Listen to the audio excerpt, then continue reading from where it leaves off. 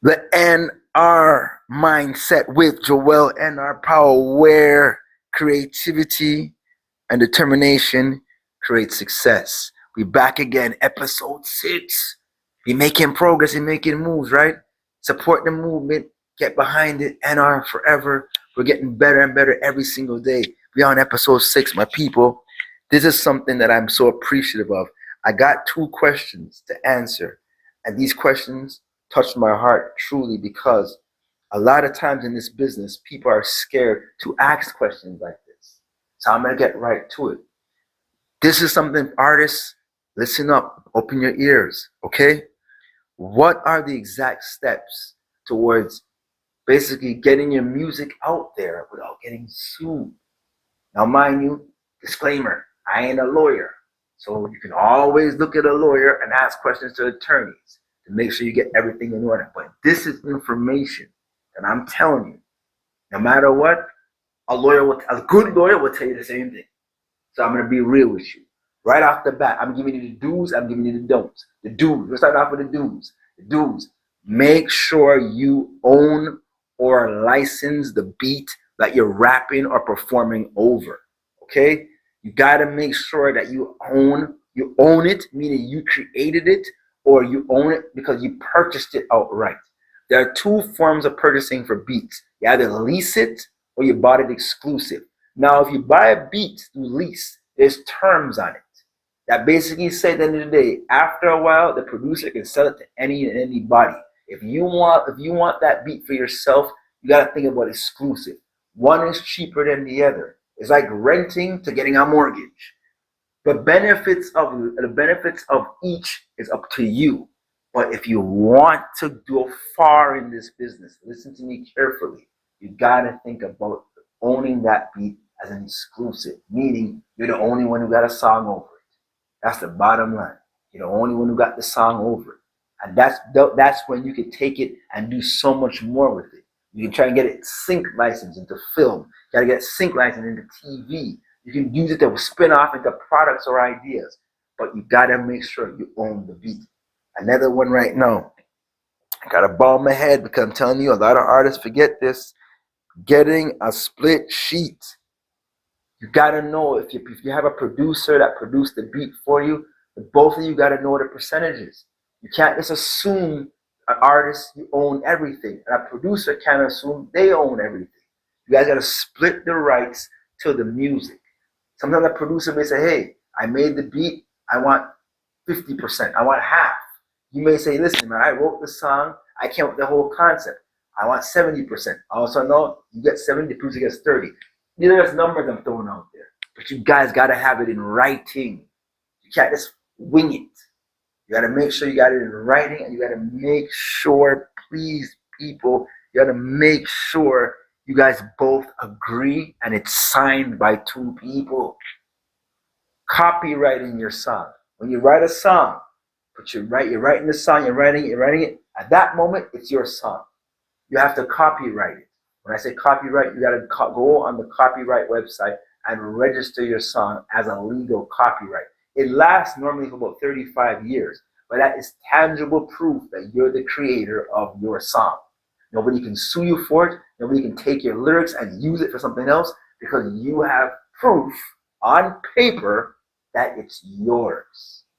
Artists, register your songs with performance rights agencies. You got to register your digital rights. You got to register your mechanical rights. You got to make sure you register your music.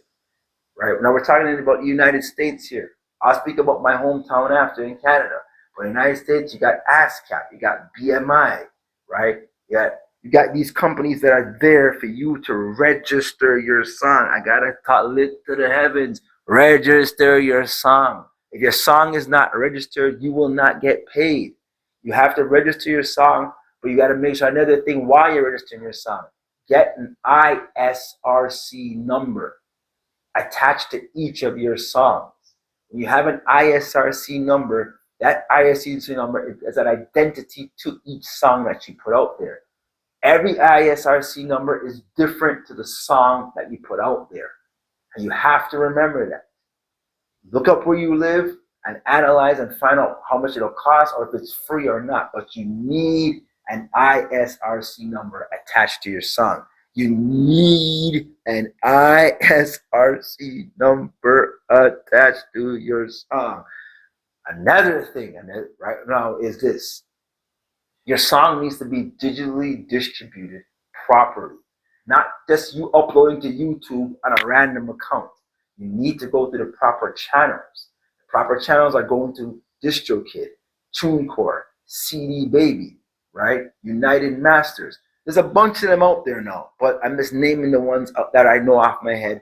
And you gotta do your due diligence, artists. You gotta do your due diligence to know which one works better for you. Everybody has different prices, different rates, different things that they can do. You gotta work with the one that works for you, but you cannot go around it. You need distribution. You wanna get your songs on Amazon Music, iTunes, Tidal, Spotify, you've gotta register your songs and make sure you have a digital distributor.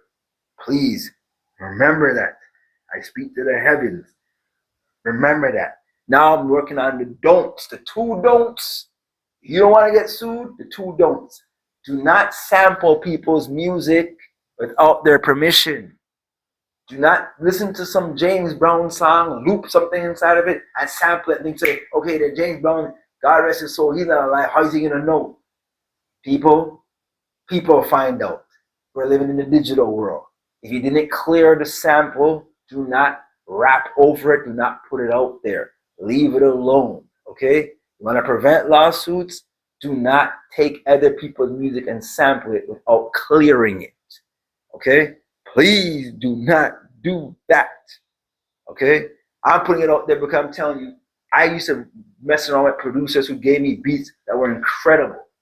And I had to pass on them because these samples would have ended my career as far as the amount of money I would have to spend on them financially. So please, artists, stick to original material and work with that first. When you get a bigger budget later on, then you can think about the sample. Another question I was asked now, and this one is near and dear to my heart to answer, is what life lesson did I experience that made me not want to give up, but also made me realize I cannot make that mistake again? And I'll be as blunt as ever. When you're on a mission in this business or in life in general, not everyone's going to see your vision.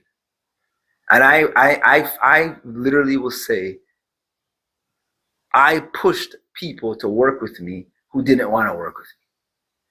And I'm not going to lie. I did that. I didn't push them by, hey man, you better. No, I tried to inspire and uplift people who just didn't want to do something. A lot of people may not love it like you. So you may want to make it with your homies. You know what I'm saying? Like, I'm just being real. You're a rapper, you want to make it with your homies. You're a singer, you want your family to believe in you.